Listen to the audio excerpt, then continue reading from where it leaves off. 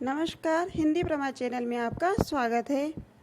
हिंदी प्रमा चैनल के माध्यम से हम हिंदी व्याकरण के बारे में ज्ञान प्राप्त कर रहे थे और इसी में हम अलंकार पढ़ रहे थे और अलंकार में आगे बढ़ते हुए आज हम विभावना और विशेषोक्ति अलंकार के बारे में जानेंगे कि विभावना अलंकार क्या होता है, विशेषोक्ति अलंकार क्या होता है।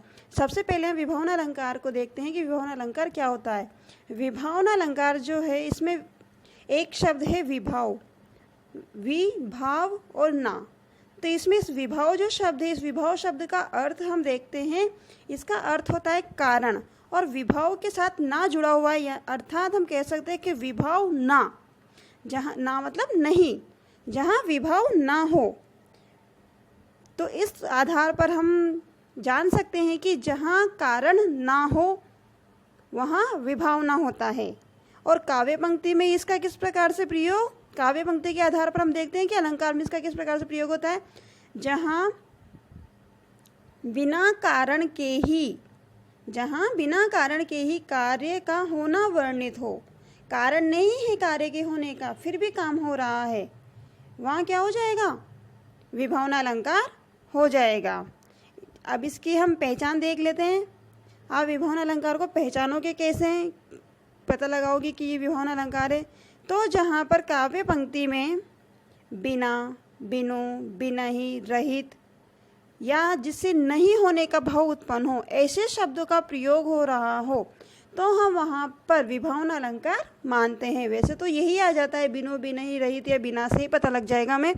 फिर भी अगर कुछ अलग शब्द आता है तो हम जहाँ ऐसे शब्द आ जाए जिनसे हमें ये पता लग जाए कि यहाँ कार्य नहीं होता हुआ भी हो रहा है, बिना कारण के भी कार्य हो रहा है, तो वहाँ विभावना अलंकार मानते हैं। इसे हम उदाहरण से ज़्यादा अच्छे से समझ पाएंगे। देखो, बिनु पद चले, सुने बिनु काना। बिनु आ गया ना, बिनु, तो बिनु का अर्थ हम क्या ले लेंगे, बिना।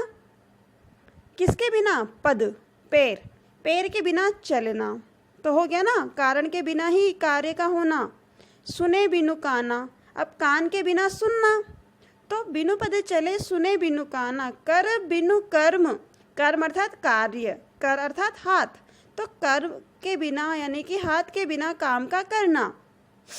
करे विधि नाना, मतलब कि इस प्रकार के विभिन्न प्रकार के कार्य जहाँ किए जाते हैं वहाँ पर विभावना अलंकार माना जाएगा। इसको दोबारा देखते हैं। बिनु पद चले, सुने बिनु काना, कर बिनु कर्म, करे विधि नाना। यहाँ पर काव्य पंक्ति में बताया गया है कि बिना पैरों के भी, उसके पैर नहीं है फिर भी वो चल रहा है, कान नहीं है वो फिर भी वो सुन रहा है, हाथ नहीं है फिर भी काम कर रहा है, काम हो रहा है। तो जहाँ पर कारण नहीं होने पर भी कार्य होना पाया जा रहा है, वहाँ विभावना अलंकार होता है। हम भी मानते बिना हाथों के काम नहीं हो सकता, बिना कानों के आप सुनोगे कैसे, पर हो रहा है ना, यहाँ बता रहा है ना इसमें। तो इस प्रकार से जहाँ बताया जाएगा काव्य पंक्ति में, वहाँ पर कौन सा अलंकार बन जाएगा, विभावना अलंकार बन जाएगा। इसी का दूसरा उदाहरण देखिए। मुनि तापस जिन ते दुख लहही, ते नरेश बिनु पावक दहही। अब यहाँ पर जलने का काम हो रहा है, किसका काम हो रहा है, जलने का काम हो रहा है। मुनि तापस जिन ते दुख दहही, उनका दुख दहक रहा है, यानी कि मुनि जो है वो इस प्रकार से कार्य हो रहा है उनका कि जैसे वो अग्नि रूपी कारण हो रहा है और वो जल रहे हैं। जलने के लिए, जिस प्रकार जलने के लिए अग्नि की जरूरत पड़ती है ना, तो यहाँ पर अग्नि तो नहीं है, परंतु मुनि तापस जिन ते दुख दहही, ते नरेश बिनु पावक दही, कि तापस मुनि जो थे उनका इतना ज़्यादा तप था कि नरेश बिनु पावक, बिना आग के ही राजा लोग क्या करते थे, जलने लगते थे। अर्थात ऐसा लगता था कि जैसे उनके अंदर से आग निकल रही है। इसी प्रकार से अगला देखिए उदाहरण। निंदक नियरे राखिए, आंगन कुटी छवाए। बिनु साबुन, बिनु पानी साबुन बिना, निर्मल करे सुभाए। ये 2 बार आ गया, आप एक बार देख लीजिए। निंदक नियरे राखी, अब यहाँ पे क्या बताया गया है, निंदक नियरे राखिए, यानी कि हमें ऐसे व्यक्ति को हमारे निकट रखना चाहिए जो हमेशा हमारी क्या करे, बुराई करे। आंगन कुटी छवाए, यानी कि हमारे पास रखना चाहिए जो हमारी बुराई करता हो। यानी कि जो हमारे अंदर कमियां ढूंढे ऐसे व्यक्ति को हमें हमेशा हमारे पास रखना चाहिए, क्योंकि वो क्या करता है, बिन पानी साबुन बिना निर्मल करे सुभाए। ये हटा दीजिए, ये गलत आ रहा है, मैं इसको हटा देती हूँ। तो बिनु पानी साबुन बिना, अब बिना पानी के और बिना साबुन के ही वो हमारे जो स्वभाव है उसे क्या बना देता है, निर्मल कर देता है। यानी कि हमारे अंदर जो भी कमियां हैं उसे दूर कर देता है। कौन कर देता है, निंदक नियरे राखी आंगन कुटी छवाए। हमें ऐसे व्यक्ति को हमेशा हमारे निकट रखना चाहिए जो हमारे अंदर हमारी कमियां देखे और हमें बता सके, मतलब हमारी बुराई के माध्यम से ही सही, परंतु वो हमें हमारी कमियों का ज्ञान करा देता है। तो ऐसे व्यक्ति को हमारे पास रखने से हमें हमारी कमियां पता लग जाती है और हम उन कमियों को दूर करने का प्रयास कर लेते हैं। तो वो क्या करता है, बिना पानी और बिना साबुन के ही हमारे अंदर जो कमियाँ हैं ना उसे दूर करवा देता है हमसे, अनजाने में ही सही पर वो ऐसा काम करवा देता है। तो इस प्रकार से जहाँ पर बिना कारण के ही कार्य का होना परिणित हो, वहाँ पर हम कौन सा अलंकार मानते हैं, विभावना अलंकार मानते हैं। अब हम इसी में देखते हैं आगे विशेषोक्ति अलंकार, कि विशेषोक्ति अलंकार क्या होता है। इस अलंकार में दे रखा है कि कारण के उपस्थित रहने पर भी जब कार्य का न होना वर्णित किया जाए, अर्थात यहाँ पर कारण है काम होने का, फिर भी कार्य नहीं हो रहा है। विभावना में तो क्या था, कारण नहीं होने पर भी कार्य हो रहा था, और यहाँ पर कारण होने पर भी काम हो रहा है, कार्य नहीं हो रहा है। इन दोनों में यही अंतर है विशेषोक्ति और विभावना अलंकार में, इसलिए इन दोनों को एक साथ लिया है ताकि आपकी तुलना भी हो जाएगी कि एक में तो कारण होने पर भी कार्य का नहीं होना पाया जा रहा है विशेषोक्ति, और एक जहाँ पर कारण नहीं है फिर भी काम हो रहा है विभावना।